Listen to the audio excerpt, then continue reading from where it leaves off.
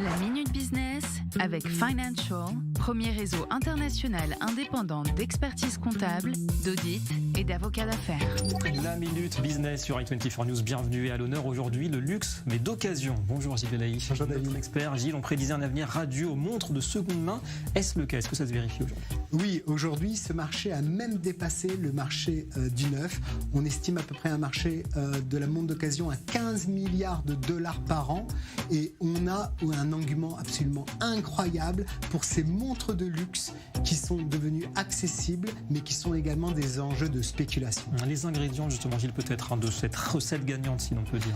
Le premier point, c'est les montres classiques de luxe qui se décodent de 30, 40 ou 50% les 2 ou 3 premières années. Donc ça rend bien sûr la chose accessible. Et puis surtout, au fur et à mesure des années, on a pour la plupart des montres une appréciation. Un exemple, Omega Speedmaster a progressé de plus 14% du mois de mai au mois de juillet 2020.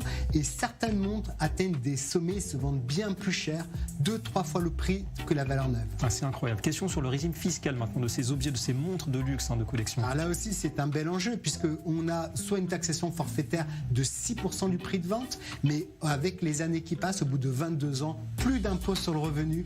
Chaque année qui passe, on paye de moins en moins d'impôts. C'est en même temps un bel enjeu fiscal. Avantageux. Y a-t-il tout de même quelques précautions à prendre? Oui, d'abord, ne pas acheter n'importe où, n'importe comment, surtout sur les sites internet.